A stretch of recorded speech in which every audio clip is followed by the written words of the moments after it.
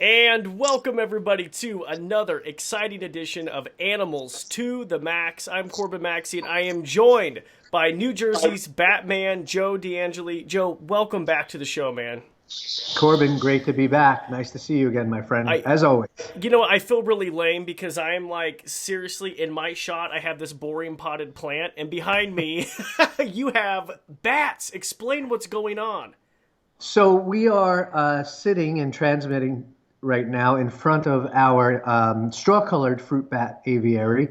Straw-colored fruit bats are in the megabat family. They're known commonly as flying foxes. And as you can see behind me there, they're just hanging out as bats do. We've got some daylight on so you can hopefully see them. On my end, it's hard to tell, but hopefully you guys can see them on your end. They're a good-sized bat, compared to our native bat species here in America. These guys are much bigger. They have a 3-foot wingspan. They are about, I'm going to say body size, like that big. They're pretty big.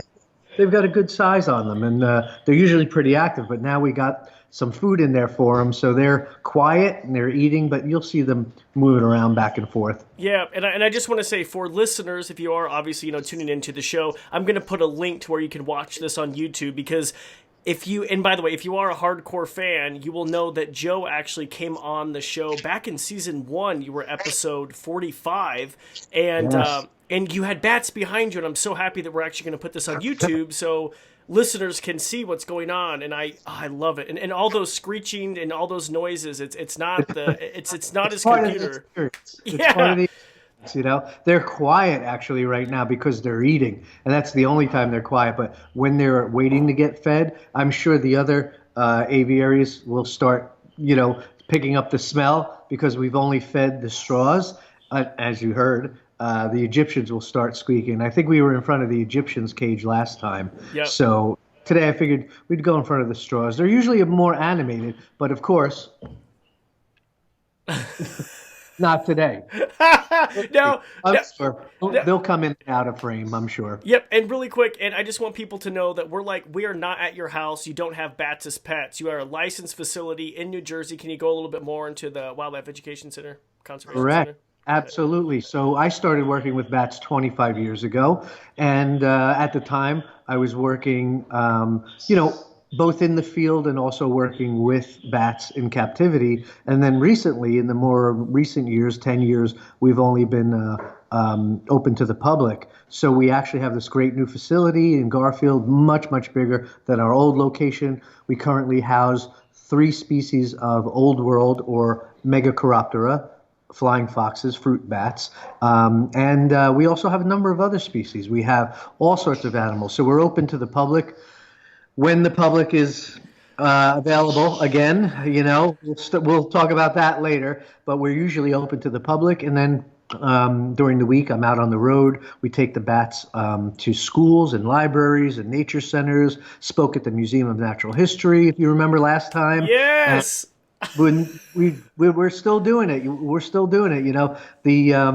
The pandemic that we're experiencing right now is just kind of it's a bummer, that we don't get a chance to see the public like we do every weekend. But the animals don't care. They still want to get fed. They still, want to interact with us. So our job has not stopped, although a lot of our income has stopped because we are not able to do shows and we're not able to, bring our programs to schools. And so we're relying a lot on contributions and from merchandise sales and things like that. But, we're still here. The animals are still here. Our audience is still here. And we're thankful to be alive and well. And I hope you and your family and your wife, everybody's doing well as your audience. And I hope we can at least give somebody or give everybody a chance to just get away from the real world for at least, a little while we do our programs. And Joe, really quick, on Facebook, is it New Jersey's Bat Cave that they like on Facebook to watch your live broadcast, or is it the Wildlife Conservation Center in New Jersey? Yes. Okay, so just both of them.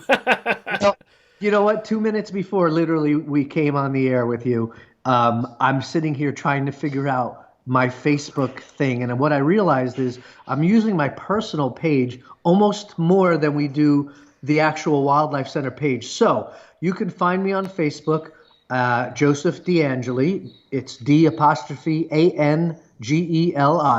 or just do a search for New Jersey's Bat Cave or the Bat Cave at the Wildlife Center or New Jersey's Batman. Batman. Either way, trust me, you'd really have to be in bad shape to not find us. Yeah, you're a legend. And by the way, if you do want to learn more about Joe's back history, it was honestly, I'm not blowing smoke, one of my favorite interviews. I've never laughed that hard like during the interviews, and you were at the time you're preparing for your big gig at the Museum of Natural History. Please check that out. That's episode 45, and it's available on all podcasting platforms. But Joe, let's just cut to the chase, man. I'm happy that you're healthy, because I tried to schedule this last week and you said you weren't feeling well. And you guys, if you are obviously familiar, New Jersey's right. I mean, you're right next to New York City. You're right. Yeah. You're in everything, man. And the town that our center is in, Garfield, New Jersey, the new center, our town has one of the highest positive cases of the coronavirus in Bergen County, New Jersey. And Bergen County, New Jersey is 15 minutes outside of New York City. So this is it's serious. It's very serious, and we've taken it very serious. At the very beginning, stages when people were first started finding out about it, and they were like, "Oh, you're going to close. Everybody's going to tell you to close, and you're going to, keep people from coming in." And I was like, "Crap, bullshit." Oops, excuse me. You're fine. I was like, nobody's telling me closing down. I'm not doing no. You know what? I have mouths to feed. I'm not closing down. And like a week later, I was like, closed. Sorry. For business, it's bad. It's really, really bad. And Garfield has a very high number of positive cases, and it's scary. It really is. But what's really weirder than that is that in January, both I and one of my staff members, Anthony, got really, really sick with all of the, symptoms.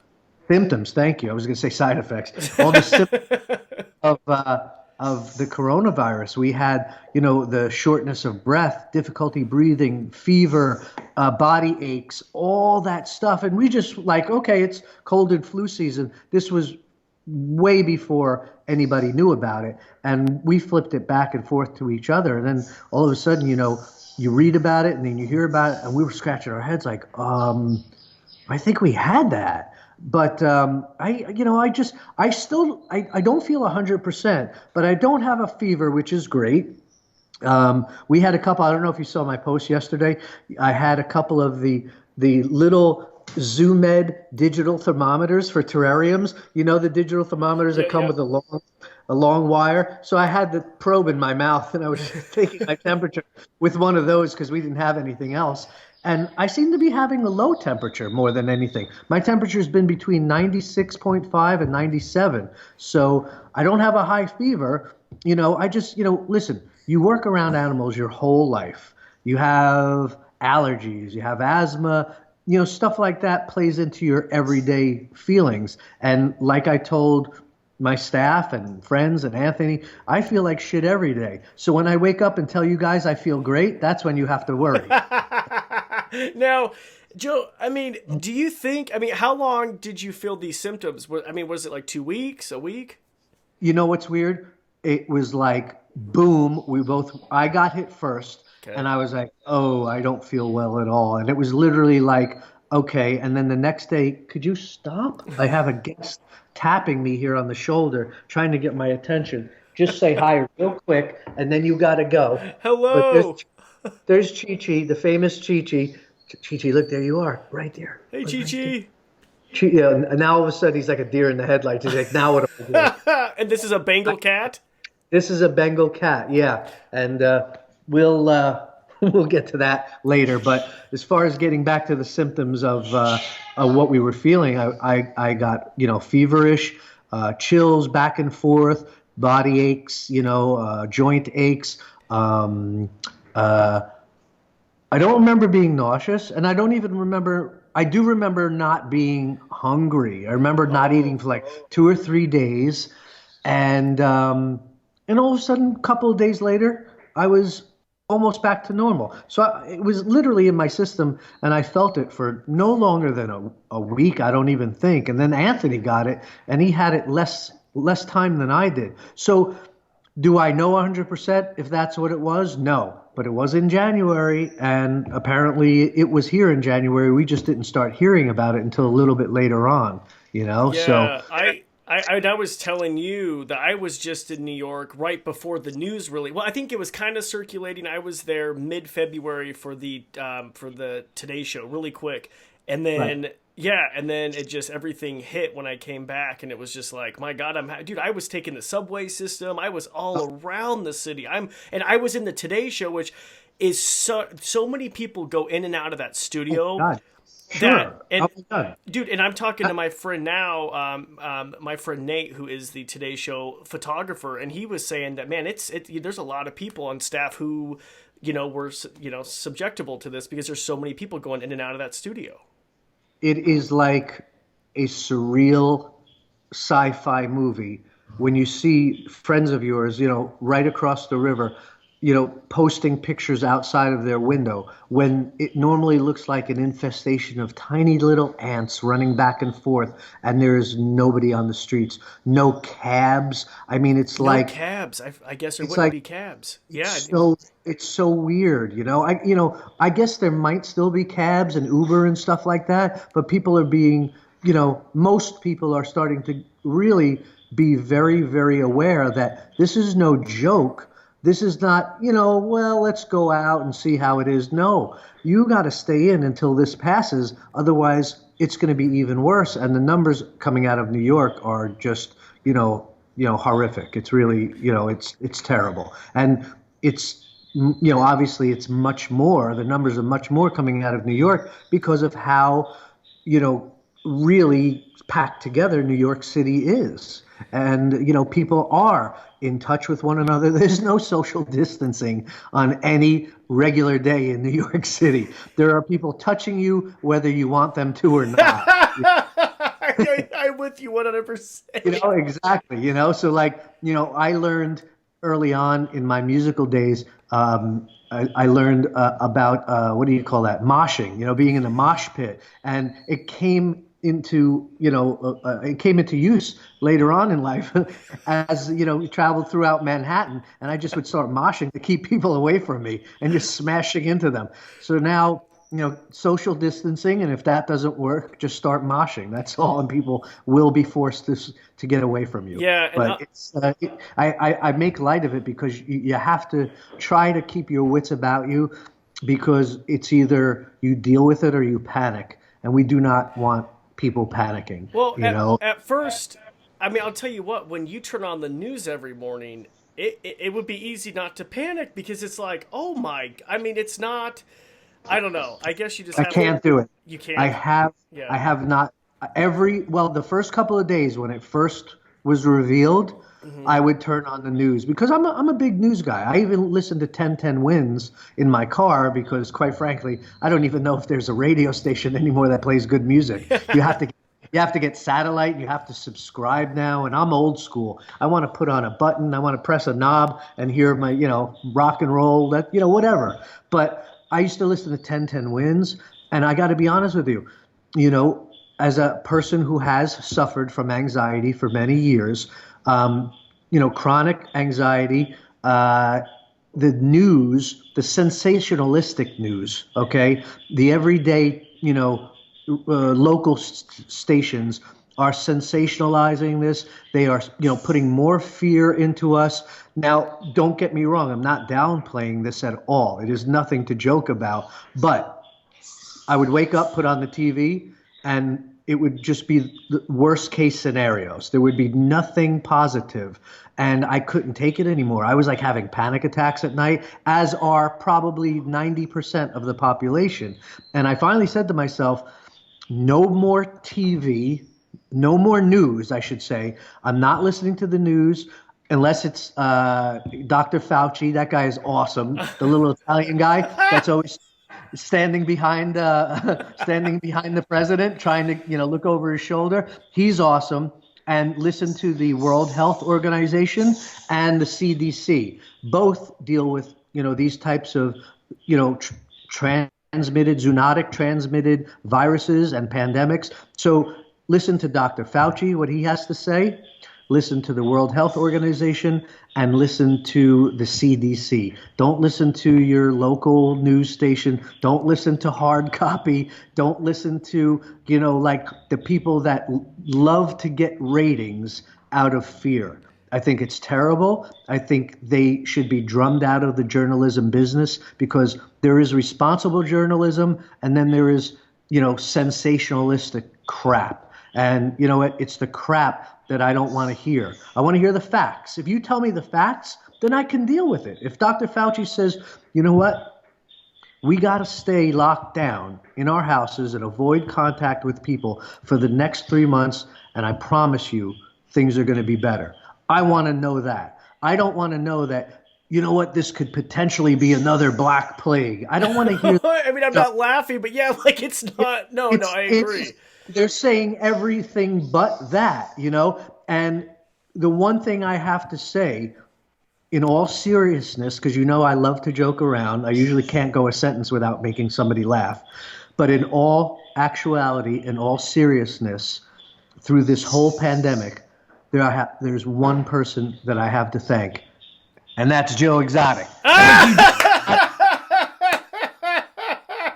Thanks for keeping us all easy. I was literally thought that you were going to thank me in some weird, and I was like, is he going to thank me in some weird way where I'm going to have to act like, oh my God.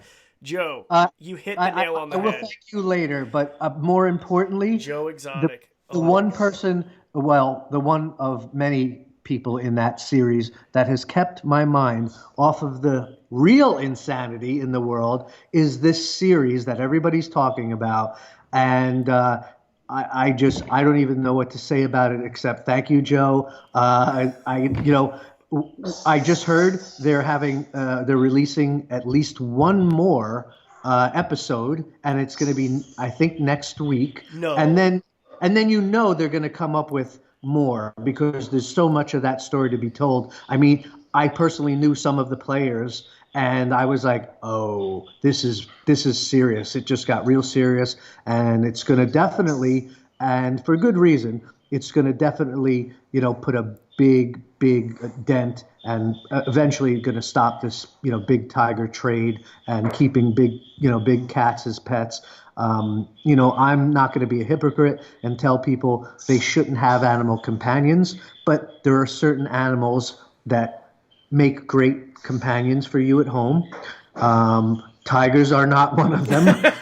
I know. As you found out if you watch the series, but it is entertaining and twisting and turning, and it's almost as bizarre as what's going on in the real world right now. It is, and I want to say it's really touchy. And I did a podcast, a roundtable discussion with my friends Chris and Angie from the All Creatures podcast, and we go into that. And listeners, if you do want to check that out, I think we talked for an hour and 45 minutes, because it does highlight animals in captivity, and we really talk about some things, because there are people who are anti-zoo, there are people who are anti-wildlife center, and some people who would look at your bats and say, oh, all the animals need to be free. And so I wanted to touch on that, because I feel like it did not show a very great light or a great representation of all the facilities around the country. So absolutely, and we've dealt with the same issues where people, that we thought were associated with PETA and other animal organizations came into our center and questioned things. Especially our old location. You were there. I mean, you couldn't fit 3 people in there. It was tiny, but it was all we had at the moment. And I did everything I could do. And we got into a place that's much, much larger, and the animals have much bigger exhibits now. And we were able to do what we could do to make sure that the animals were well taken care of, and we got them into bigger aviaries, and we're even expanding even more now. So here's my take on the whole thing. Everybody involved in that show, Tiger King, came off as insincere, complete, ill-educated morons under the guise of being educators. They kept saying how they were educating and conserving wildlife. Well, conserving wildlife isn't breeding a tiger and keeping it. It's breeding a tiger and releasing it back into the wild. Okay, now some people will say, well, you can't do that. Well, I have to argue with you because it can be done. Wild animals can be released back into the wild. Why they're not doing it, I don't know. Maybe because poaching is still going on. But everybody involved in that show is an animal exploiter, is an animal breeder, including Carol Baskins. You're going to attack Carol? My God, people are scared of Carol. Listen, I feel terrible about what happened to her in her past. Okay, I'm not going to get into it. I don't want to spoil it for people who haven't seen the show. She went through, some tough times when she was young, and it obviously affected her. If you could tell it affected her just by her wardrobe. But all right, I'm not going to pick on the lady's, choice of dress. I mean, you're talking to a guy who wears, Batman caps his whole life. But, there's proof. I mean, there's video that when she got started in this all, she was buying exotic cats, breeding exotic cats, selling exotic cats, and then also, opening up, her home into a, I don't even know what to call it. It was a sanctuary, but it also, people could take pictures with the animals and all that stuff, So what I think, and tell me if I'm wrong, Corbin, what I think is if Carol Baskin would have come out in the show and said, yes, I did breed cats back in the day. Yes, I did sell some back in the day. But guess what?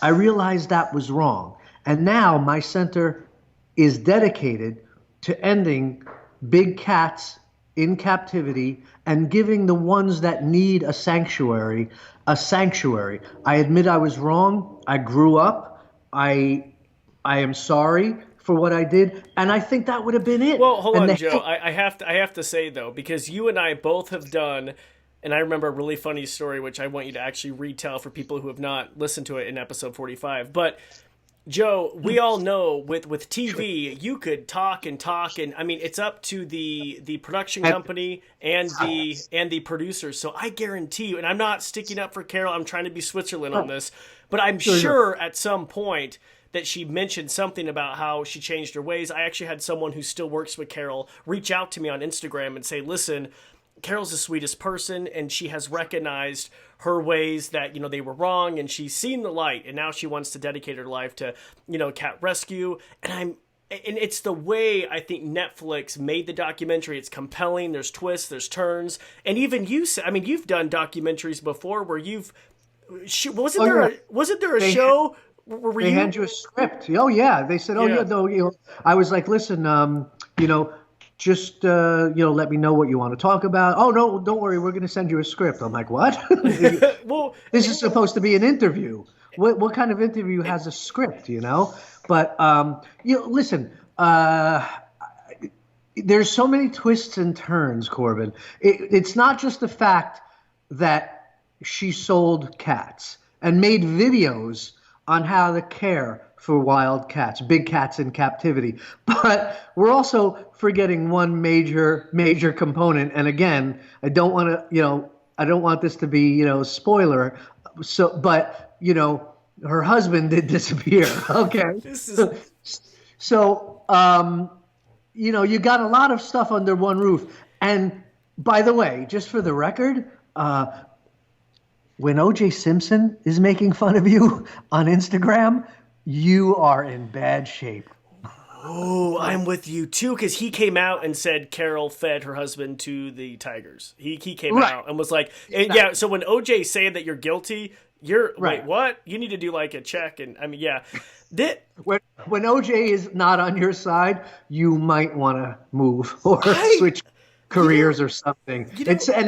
And he's just a gross individual, but it was a little tiny bit of like weird zen. Like, oh my God, Does he think we all forgot about him? Like we're going to sit there and go, "Hey, OJ, good to see you. Thanks for putting in your 2 cents." Yeah, and Joe, and I'm sure she's getting a lot of backlash, and I know that Carol has spoken out against Netflix and how they, portrayed her at, a certain way. The thing is, though, when you do these projects, you sign on for this, and I know you don't, when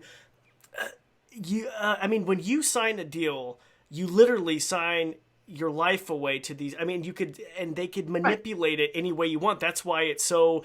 When you do entertainment, you have lawyers that look over contracts to make sure. I mean, there's a lot of stuff that goes into it, but none of those players, none of those people on any of those episodes were new to the media game. Everybody had been in the media. Everybody had been interviewed. She has how many millions of followers, but she'd already been on TV shows. So everybody knows that, when a TV show, a camera crew takes footage of you, and you may say, could you do me a favor and maybe leave that part of me falling down the stairs out? You know that they're going to put that in. You just might as well, Joe, they did this. So I did this really, really quick. My first media interview I did back in the day where they used me as an expert, it was for Inside Edition. And it was years ago, and I was commenting, remember when Nat Geo or National Geographic was going to have a special where that guy was going to be eaten alive by an anaconda? Oh, my friend Paul, absolutely. Oh, you know Paul? Are you kidding me? Paul? We still have one of his snakes when he, packed up and he's from like literally a few towns away here in Jersey. And he and his wife had a ball python named Loki. And when they, devoted their life to the rainforest, he said, "Can you please take Loki for us?" And Paul has been, promising.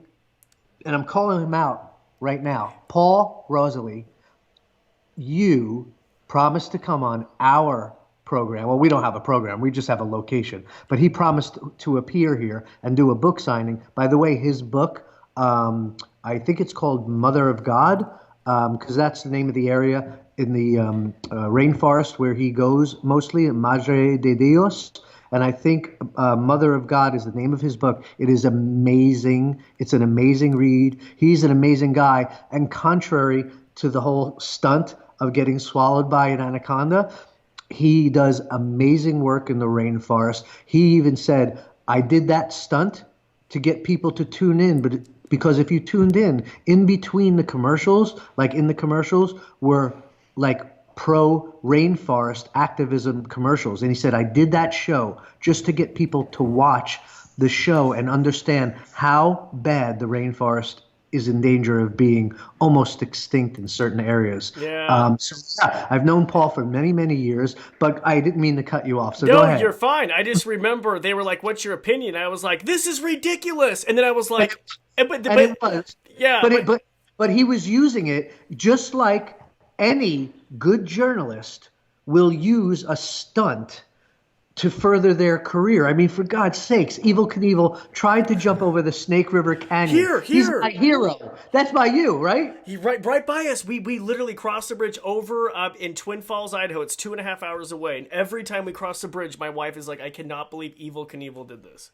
He knew before he started that jump he would never make it. The only thing he tried to do is save his life.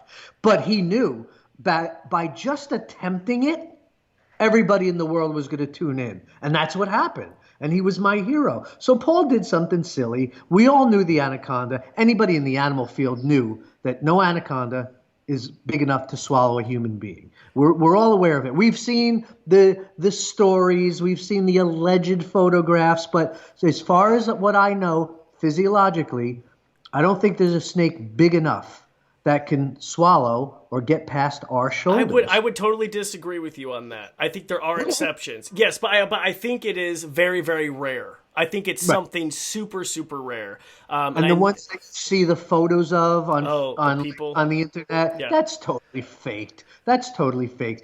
I know there have been absolute cases of where young children, small children may have been eaten, but a full-size adult, I don't know of any snake that could get our shoulders down their throat. That's pretty damn big. I would You say think it's possible? 100%. I would say with the reticulated python and African rock python anaconda, 100%. But I don't think it's like a common. I think this is like a, Right. I don't, and a lot You of the think people. it's possible? Yeah, and I do. But a lot of the people that are attacked are children or the elderly. The same with like wild animal attacks. I mean, really, even tiger attacks.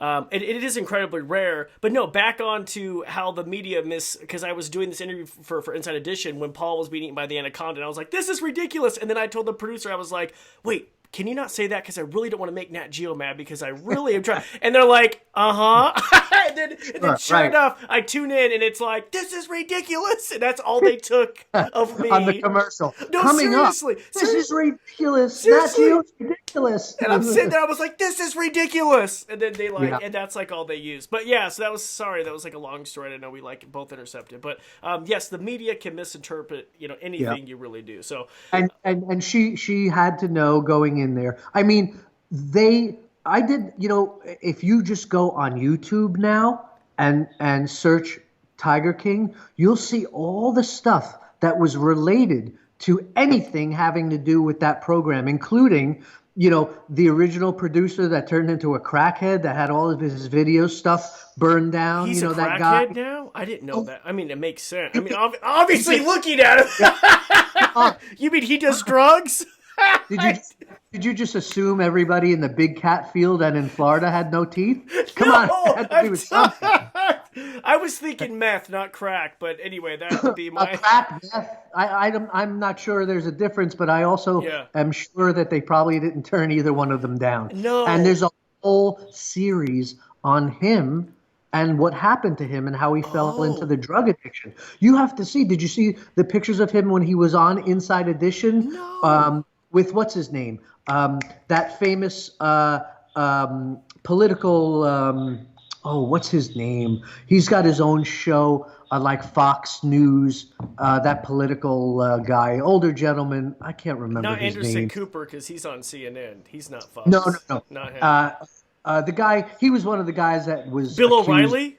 Bill O'Reilly. What? He was Inside Edition when Bill O'Reilly was on it, and that guy that had all of his original footage burned up in the fire, that guy was on Inside Edition, and he looked like a supermodel, typical, figurehead for a TV show, and then I see him and I'm like, oh, somebody hit the wall hard, So it was so there's a whole bunch of other stories, including the real guy who produced the flick, how he's done videos for Nine Inch Nails, and the guy that you see at the beginning that's interviewing, and I find this very, very interesting, and I know you may disagree with me, but why didn't they mention a certain notorious illegal animal smuggler in the very beginning? Why didn't they mention him by name? They showed him on film.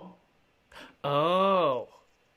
You know what I'm talking about. Yeah. Okay. So there was a certain notorious animal smuggler that basically is responsible for every bearded dragon in this country and going to jail for illegally smuggling animals. He was in the very first part of this Netflix series, and believe it or not, the series was supposed to basically stay on him. And then all of a sudden, remember, they went to the guy he had like a snow leopard in his van. Oh, yes. And the producer admits that the show went from one completely different idea to what it turned out to be. So there's so many twists and turns. I can't understand. Like, I heard some people say, oh, I got through one episode. It made me sick. I couldn't watch it. I was like, what? I've watched the entire series 3 times so far. And it's like Jaws. I've seen Jaws like 270 times, and I still could watch it every time it comes on, like AMC or something like that. It's just, it's sensationalistic, but it shows you how warped the real world could be, especially the real world in exotic pet trade, It you is, know? yeah. I don't. It did not paint a good light for people using animals for education. I know you and I don't use tigers. I mean, I've worked with tigers before, very briefly. I did a segment with tiger cubs, but it wasn't a common occurrence. But I love how a bat just peed behind us. It's awesome. It's going to be good for ratings, Joe. Especially when it goes on the glass. When it goes right on the glass, it's great. I Yeah. clean it right before it too. They always do that. Yeah. Well, They're like, oh, what? Cage looks great. How's this? And then they pee and poop all over now, everything. by the way, did you take my advice from last time we talked about putting construction paper on the glass every night? Joe, that's how we did it at the zoo. It seriously cleans up. It's good for cleaning. Listen to me. Go ahead. I'm starting to believe some of the conspiracy theories about the coronavirus and how it has something to do with 5G towers and not animal viruses. And I think it's either that or I've caught a slight 24-hour case of dementia or Alzheimer's. Because I just remembered that you told me that as you told me that. Yeah, and I remember because you were like, "That's such a good idea." That's a great idea. Okay, so Anthony, take that down, Anthony. Write that down. Put that case paper inside the windows from now on. But you know what? We clean the cages for you because we literally haven't touched them for a week because there's no reason to. There's no visitors. And just so people don't think we're abusing animals by not cleaning their cages, it's even in a bat husbandry manual. Clean the cages as little as possible so you don't stress them out. Oh. Now, our bats are far from stressed out because they were all born in captivity. Okay, they've never seen Madagascar or Africa except in the movies when they watch TV. all of our bats were either born here or came from zoos. They were, generously donated to us from zoos. So that's the difference. Like our bats know humans more than they do, other bats. So ours couldn't be released back into the wild, But I kind of believe there are instances, like they say, with animals that are deeply wild, like wild cats and raccoons and things like that, that if you release them back into the wild, they can revert back to their wild instincts very, very quickly when they are forced to survive. The problem is most people don't want to release them back into the wild because they've grown attached to them and because also with the fear of there's still poachers out there. Did you hear that statistic? There's more tigers in captivity in the United States than in the entire world in the wild. That I thought was like mind-boggling, So I don't know. I don't know whatever is going to happen. They have that big cat act that they're supposed to, push through that's going to stop people from owning privately these big cats. And who knows if it'll ever go through? You never know. I mean, some of those people were pretty scary. And every one of the people, every one of those big cat owners owned firearms. And I'm not talking they did. Yeah, you're right. I'm not talking about BB guns either. They had militia type stuff, It was crazy. By the way, if you haven't checked it out, definitely it is something. If you're interested, check out Tiger King, and then also check out our roundtable discussion podcast we release with our thoughts. But Joe, I want to bring the conversation back to bats because when this first came out with this whole coronavirus, there were a lot of rumors going around. A lot of people thought that pangolins, the scaly mammals, were the carriers of this virus. A lot of people blame bats. Some people early on thought turtles or snakes. And I actually I tried to do a factual video about this. I did an IGTV, talking about how scientists believe, pangolins were the carriers. And I got, some backlash from people saying, hey, it has not been scientifically proven. And so there's a lot of back and forth. Now people are accusing bats. And I went on your Facebook and I loved this because you posted an article that I think it was CNN did something that said, leave bats alone. They're not responsible. Right. And it's funny. They posted that, after we had made a few posts about, listen, there are certain things in the world that you do not eat. Okay. And I understand in third world countries where there are people that are starving and dying, and they have to just eat whatever they can. China is not a third world country, okay? They have choices. They have McDonald's. Have a Big Mac, okay? You know what I'm saying? Like, have a 12-piece McNuggets. But what happened is they have these wet markets that they call them, where they sell live and dead wild exotic animals. And in parts of Asia, you know, they have deep-rooted beliefs and deep-rooted, ways of doing things, okay, and things that eat that are supposed to bring fertility and, supposed to give you, a bigger, you know what I'm trying to say. Everything in Asia, is supposed to give you a bigger private part. So Should I mention we were named one of the best kids podcasts, Joe? I'm kidding. Well, that's why I said private parts. Private part. Aphrodisiac. No, not aphrodisiac. Aphrodisiac. Yeah. Afro. You're right. Yeah. Okay. Aphrodisiac. Aphrodisiac is something that puts you in the mood for love, and they seem to believe that everything from eating venomous snakes to bats Rhino and horn. to, of course, the worst case scenarios, rhino horns and shark fins. And the methods at which they collect shark fins are nothing short of despicable. And before we start screaming racism and stereotypical, stuff like that, I'm not making things up here, okay?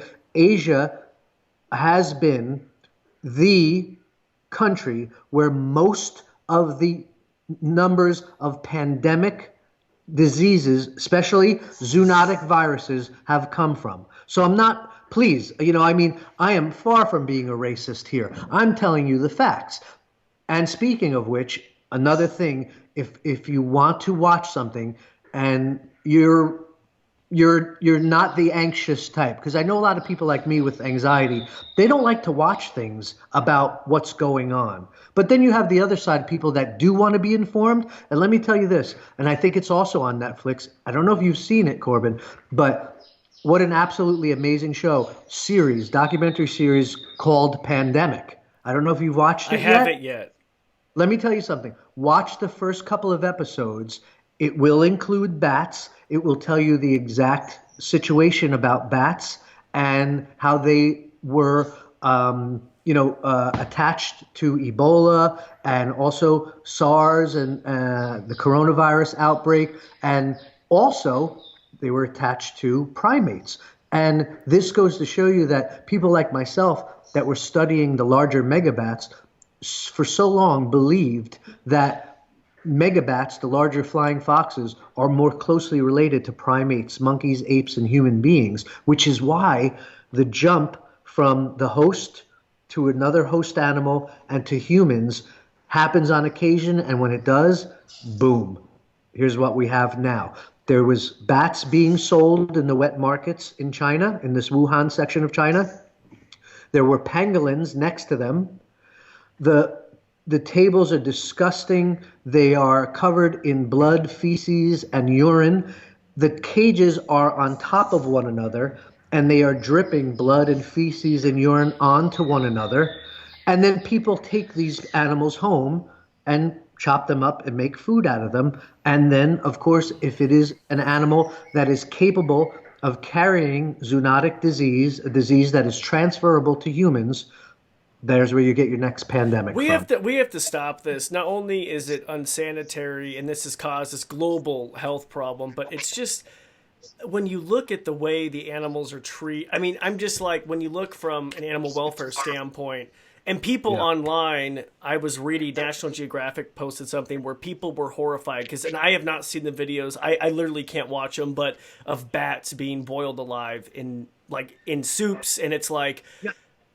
I understand I understand here in the States we have factory farms. I get it. We have some places that are really despicable. I get it.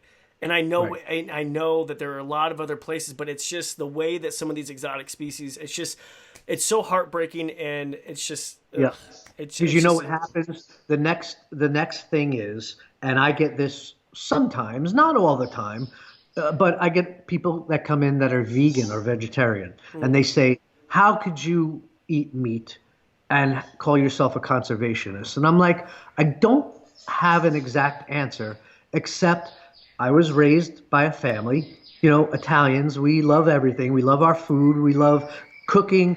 And my father was a restaurateur, and I was raised in a household that ate meat and ate, basically whatever we could eat. As long as it was legal, we ate it. And we enjoyed food very much.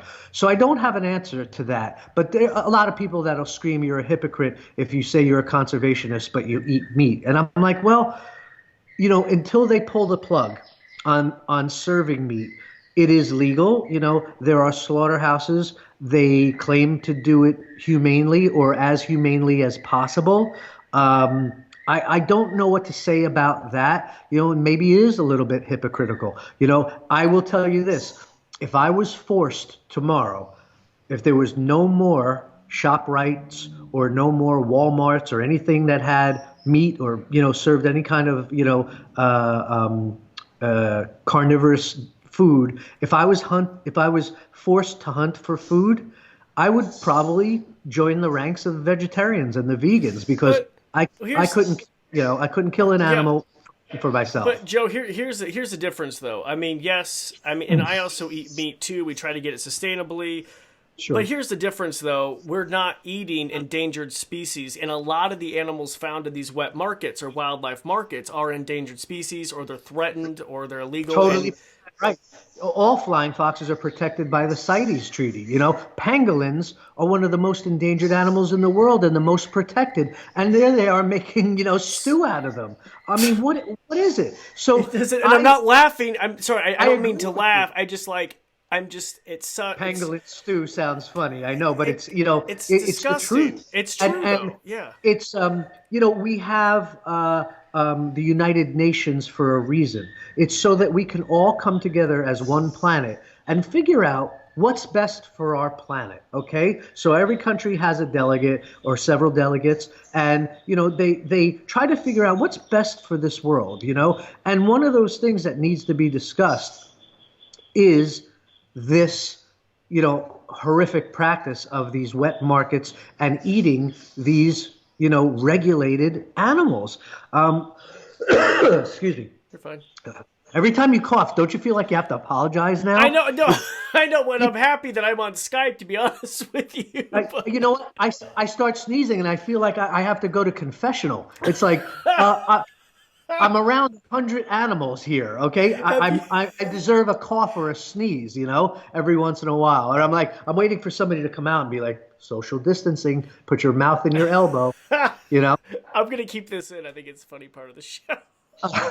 But getting back to the UN and stuff like that, there needs to be laws. It's so crazy. Like, on this one subject we're talking about, my mind is going in a million different directions because, you hear all sorts of conspiracy theories, and I heard everything from this was a retaliation, a bio weapon sent to us from China because of all the tariffs and taxes that Donald Trump wanted to put on China. And it was true. Well, they have come out, though. I just want to note, though, because in Nature Medicine, I think, magazine, they did publish a report that they have found this was not a biochemical weapon. They did find that out. They have confirmed, which is good. Signed, the president of China.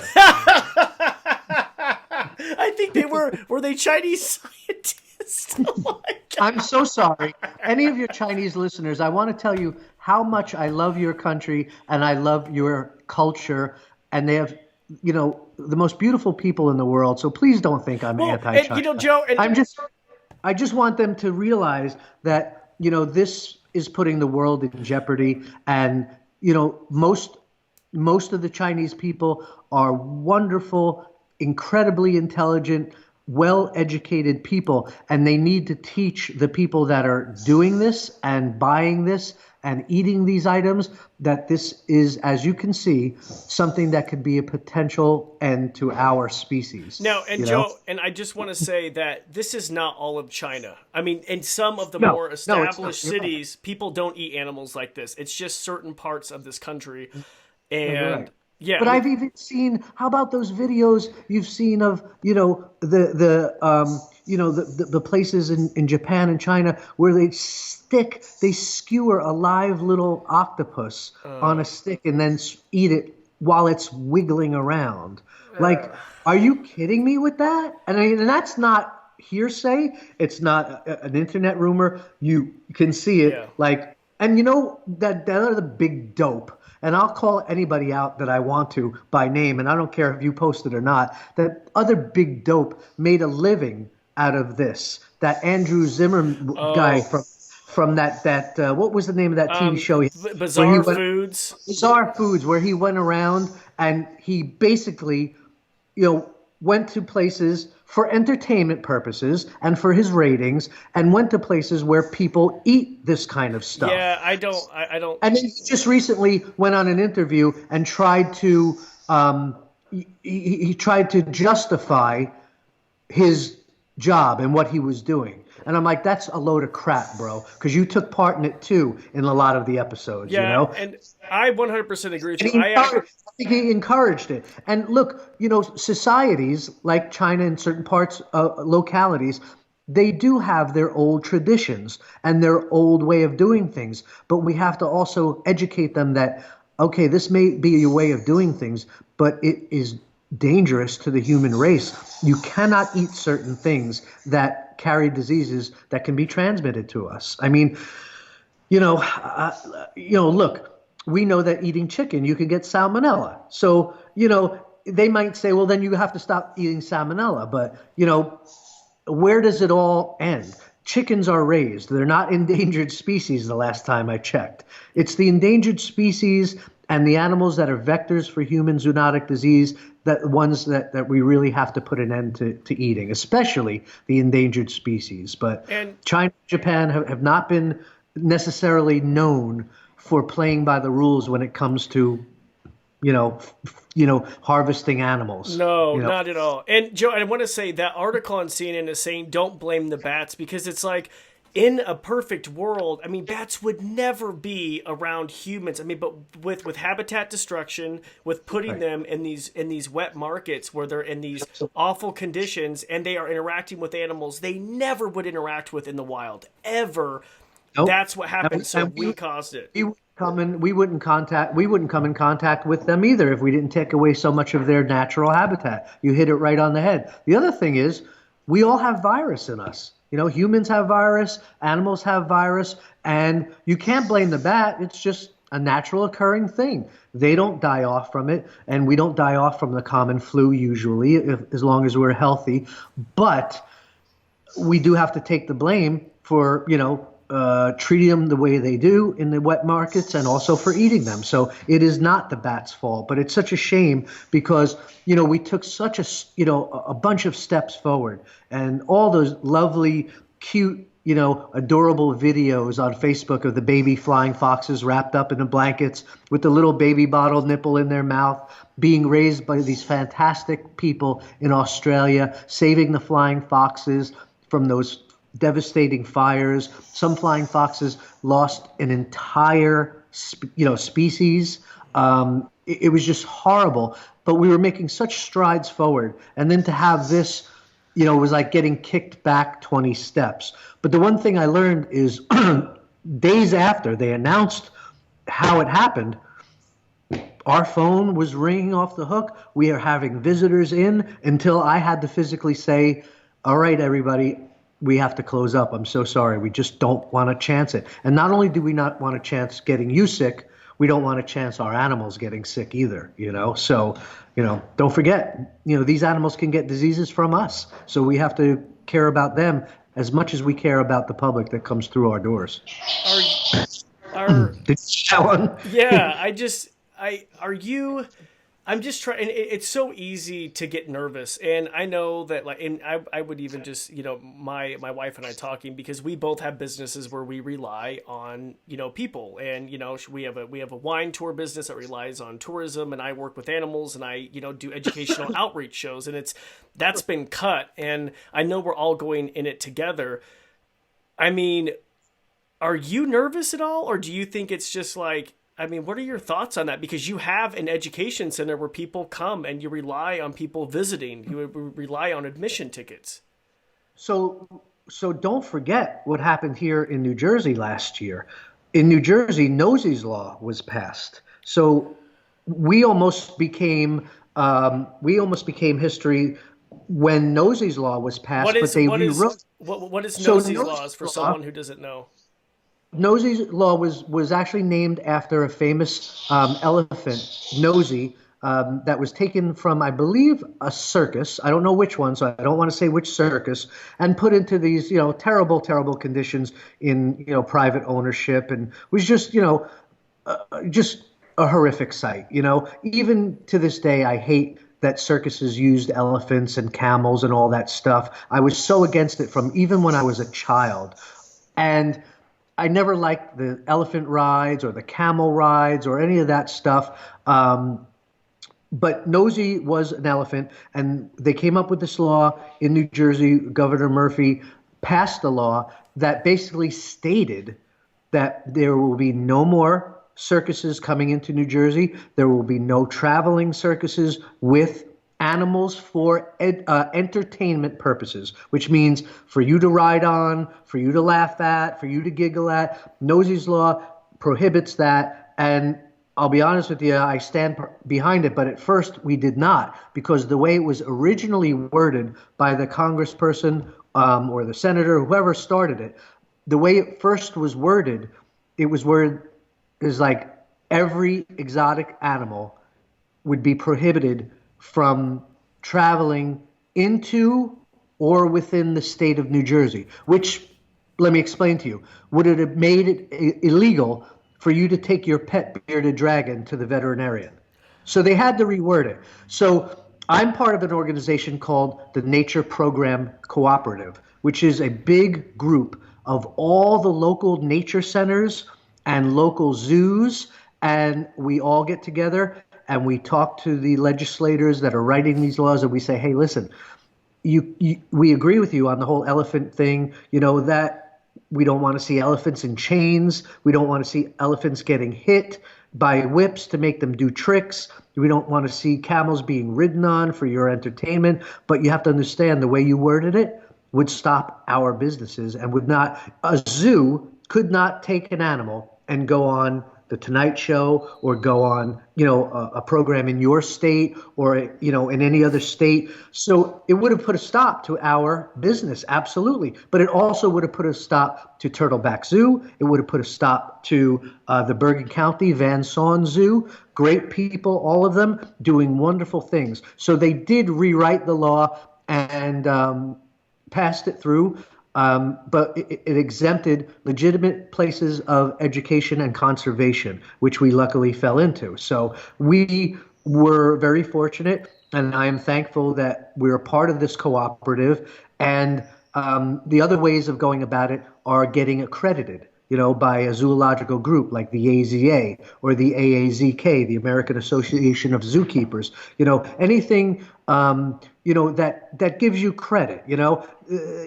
Charging people $35 to take a picture with a tiger is not education or conservation, unless you're taking $34 out of that $35 and sending it to, the Wildlife Conservation Society or, the animals, the organizations that are working to conserve the animals in the wild, like Bat Conservation International. So when we can't always get out in the wild to show people bats and to teach them about bats, we donate ourselves to Bat Conservation International, to local bat rehabilitators. But most of our work is done through educating the public. We go to hundreds of schools, libraries, nature centers, museums, science centers, stuff.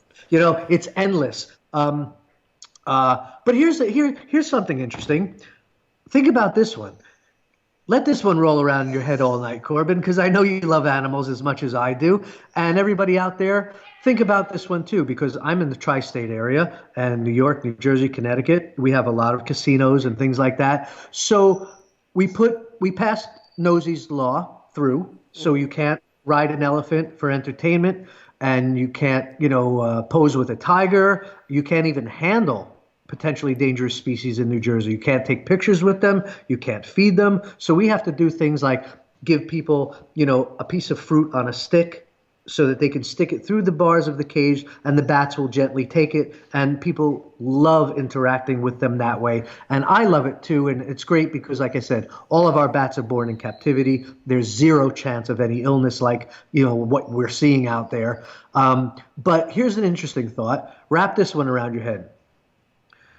They passed Nosey's law through, so you can't ride an elephant, you can't ride a camel, you can't bring them in to the state. They don't want it as part of the state, but yet horse racing is still legal, where a guy can sit on a horse's back and hit him in the ass with a stick until he runs as fast as he can, almost to the point of a heart attack. Where is that? Where does that make sense? You know why? Because too many people are making money off of it. Yes. You're speechless. You're speechless. For the first time in my life, I'm speechless. Because it's true, isn't it? I've never realized it because I never even thought of that. And I guess that's so naive. We have you have a point. We have some of the biggest horse racing tracks around here in New Jersey, in New York, in Connecticut. I mean, could someone argue because horses are domesticated? I mean, could someone argue that? I mean, I still don't. You know what? I don't want to take on the horse racing industry. My God, I need sponsors. Not like. By the way, if I show up dead tomorrow by any chance, this is your last interview. I would like, Corbin, if you care for me at all, I would like you to investigate any of the people involved in horse racing and gambling, please, in case I disappear. That tomorrow. In China is going to be after you too, and Carol Baskin, Joe. Sorry. Okay. Come on, Carol Baskin. Come for me, bro. Come at me, bro. I can't. I filmed a funny video, and anyway, I'm not going to post it because I'm like, man, I just have to stay out of this. Anyway, okay, so go ahead, Joe. You had a very good point regarding this. Yeah, I just, where are the PETA people? Are they at the racetrack? Because I don't know, because I don't go to the racetrack. I mean, I've been to the racetrack. I've been to the horse races when I was younger. My dad loved the horses. And he introduced me to wildlife, but my dad was also a hunter. But the day he took me out hunting and shot his first quail and I cried, he stopped hunting animals that day. But he still liked to gamble on the horses and he never stopped that. But I never really put two and two together until I started getting into conservation. I'm like, wait a minute. They won't want people to get on on an elephant, take a picture, but there's people riding on the backs of animals and hitting them as hard as they possibly could in the ass, until they're almost at the point of, having a heart attack. And some people, will argue, oh, they were bred for that. Nonsense. They weren't bred for that. They're a species of animal. They weren't bred for anything but to be beautiful. They're beautiful animals, That's my take on that. This is I think my next roundtable discussion will have to be about horse races because this sounds so naive of me and I apologize, but I'm fully admitting I've never thought of it like that. You know what? Ever. I didn't either until a couple of years ago. And because I had actually made plans and said to my girlfriend at the time, I said, we should go to the racetrack. You know what? It's a lot of fun. You can, bet $2 or you can bet $2,000 and you have some fun. Sometimes at the racetracks around here, they'll have bands play in between. And I'm like, it's pretty cool. And then I sat and she may have been the one to bring it up to me. And I sat back and I'm like, wait a minute. There's on top of an animal hitting it in the ass with a whip, cool whip, a whip. And people are paying to see this. So that's not animal exploitation, Like it's so obvious that it's like duh, I couldn't even fathom that nobody has even said anything about this, every other little thing you hear about, people will be like, that whole movie Blackfish about, the orcas in captivity. Okay. And here's a surprising take on it. I keep touching this mouse. That's why the screen gets darker and lighter. I don't know why, but Blackfish was like the Tiger King, version but about orcas, about keeping orcas in captivity. Okay, so they showed the documentary about how these orcas are exploited, and how they are mistreated, and how their lives are, so miserable. But yet, in the wild, an orca would live a certain number of years, and then they have natural predators, including guess who? Humans, okay? So we're killing orcas, but people are complaining that a few of them are kept in these places like SeaWorld, right? Now, SeaWorld, they didn't put in Blackfish, they didn't put all the good stuff that SeaWorld does, like how many turtles and sea lions and orcas and dolphins and whales they rehabilitate every year when they are found injured, and they release them into the wild. Thousands and thousands. Tens of thousands. And it all depends on who you get behind the project, the picture, the show. Like I said, in the case of the Tiger King, he admitted, this is not the show that I started.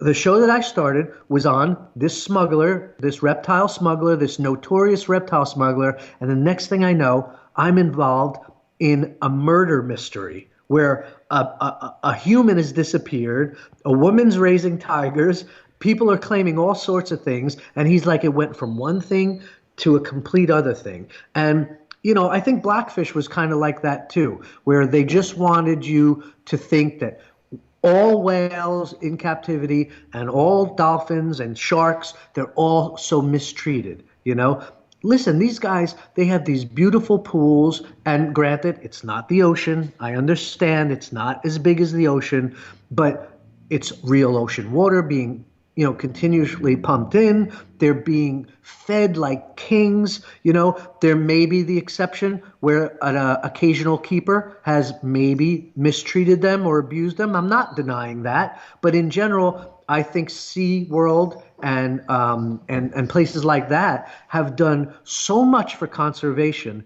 that was overlooked by that movie. Well, and I'll tell you what, so being from Idaho, I'm obviously in a landlocked state. I remember visiting family in Florida, and SeaWorld was the only place I ever saw animals like orcas and other dolphins and sharks firsthand. I mean, I would never have been introduced to this world if it were not for SeaWorld. I mean, truly, though. And how do we learn to love or conserve something? We learn by seeing, People read books, and that's fantastic.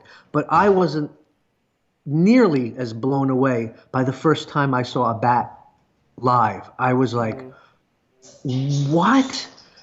It's true, they hang upside down. And look at them, they're actually cute. And it was like all this stuff, but how would those millions upon millions of people that visited SeaWorld, how would they even know to help or to want to help orcas, killer whales, dolphins, porpoise, anything you want to call it? How would they even know without SeaWorld?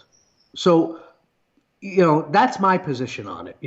Again, you've done podcasts on it, on the place of zoos in the world, and animals in captivity. We were slated to do one called To Zoo or Not to Zoo. That was going to be our show. And right before we were scheduled to do it right before, the week before all this blew up, this pandemic blew up. So we had a fella who was a dear friend of mine, who is a former zookeeper and a famous author from the Bronx Zoo. Everybody was slated, and I had to call it because of the coronavirus. So, well, hopefully that will come out within the next month or two. Yeah, let's hope we can get back to it, because it's still a discussion. And do you know? I know that you did a podcast very similar to that, where you why did zoos something. Matter. Yep, why zoos matter. Right. This idea, how it came to me? A group of fifth graders in January, when I was sick, came here. 40 of them. Oh God, I hope they're all okay. But you're admitting on 40 kids came here, and they were fifth graders. And they actually were from a debate group, and their debate was, should animals be kept in zoos or not? So I had such a great time because of that program. And those kids were so intelligent and so smart that I said, duh, this is great. Let's do this at the center. I invited my friend from the Bronx Zoo, some of our friends from Bergen County Zoo and Flat Rock Brook Nature Center. They were going to bring some raptors, and we were going to have some of our native species here. And we were just going to go through the debate, and there was nothing that was off topic or off limit. And I think it's still a great subject of debate, as long as people, just like presidential candidates, as long as people keep an open mind and listen to the facts and try not to hurt other people with their feelings. I respect people when they say animals shouldn't be in captivity. But if I come to your house and I see a hamster or a dog or a cat. What about a fish? A fish. Fish is falling into that category too. Yeah. Look at what happened in the pet trade when Finding Nemo came out. Oh, yeah. It exploded, and people were buying clownfish and putting them in goldfish bowls. Some stores were telling me, and I was like, humans are so stupid. We are such a dumb species. And you know what happened? The last dumb species became extinct as well. Dinosaurs. I love dinosaurs, but they're as dumb as rocks. Okay, they didn't have big brains. It was common knowledge. They just weren't the smartest. Joe, you're not leaving anyone alone. The people of China, the Andrew Zimmerman, dinosaurs. I have dear friends that are paleontologists. Chris DiPiazza, all my friends over at the Museum of Natural History. They're going to all be on the phone with me later, after this airs, and be like, "What's wrong with you?" Oh, my God. Listen, the facts are that we are stupid, and if we do not correct ourselves, we are going to wind up like the dinosaurs. So I'm using humor to say, like, we are the next dumb species to go extinct because we weren't smart enough to take care of this planet that was given to us. We took it for every advantage that we could. We took it for granted, and now we are seeing like nightmare sci-fi, issues because of it. It's our fault. This whole pandemic is our fault. Well, I feel like it is going to help wildlife trafficking. I mean, wouldn't you agree? It's definitely put a spotlight on it because a lot of people are shocked when they saw like, oh my gosh, this happens. A lot of people don't realize that bats are being boiled alive and turtles are being hacked up, and so people are like, wait, this happens. This isn't like this happens every day, every second. Something's being Oh yeah. And have you heard of this lovely young woman, Ocean Ramsey? Yes, I'm trying to get her on my show. Yep. So, her and her team are just incredible, and her documentary was amazing called Saving Jaws, and it centered in on not only how she is like the only person that will free swim without a cage with great white sharks and tiger sharks that were formerly known as, quote, the man-eaters of the sea, but she has also gone undercover in Asia to show the markets and how bad the shark fin trade is and the act of finning and how barbaric it is, where they cut off a live shark's fins and then throw the body back overboard where it can't swim, where it can't get away to defend itself, and it just drowns. People are, for the most part, a lot of people are unaware, of this going on. And I'm glad that we have the internet now and we have this programming where you can't get away with the shit you used to be. I agree. I'm happy we have social media to put a spotlight because that shark fin, that's a whole different different topic. That's so disgusting. It really is. A lot of states here are passing laws now where they're making it illegal to buy, sell, or trade, or even serve shark fin soup. But in Florida, where it's like a major port, you can get it in Florida. I think in certain parts they can, and I got a little problem. Let's put this on my list of problems tonight. Let's see who else I saw. We have China. We have Andrew Zimmerman. Hold on, dinosaurs. Carol Baskin. Jockeys. Horse jockeys. Oh, horse jockeys. Oh, yeah. Casinos. The presidents. Right, why not? Let's throw it all to hell. Okay, who else do we have? Why don't you throw in Florida? And I don't mean Floridians, but I mean I want you to put Florida on that list because here's the problem, Florida, okay? Why is it legal for these people that are known convicted felons? That means they spent time in jail for selling and trading and importing protected species. That translates into smuggling, boys and girls. Why do they allow these people that have had convictions to allow them to reopen and continue the same business? Now, what happens with a convicted pedophile here in the United States? They do their jail time, and when they're let out, they have to register as a sex offender, and they are not allowed to work in a daycare center. So Or why do Chuck E. we allow Cheese. people? Yeah. Right. So why are all these exotics people that we saw on Tiger King? Why are these people that were convicted in the exotic animal trade now? You know what I'm saying? Yeah, it It's has to do almost with your local governments, and that's what we talked about in this roundtable. Is people could get mad at Joe Exotic, they could get mad at Carol Baskin, they could get mad at all these characters, but when it comes down to it, look at your local law, look at your government, write a letter. I mean, it really comes down to it because everything they did, the majority of the things in Tiger King were legal. It was legal for him to have those cats in Oklahoma. so yeah, each state, and that's what's great about the United States is that none of us are united.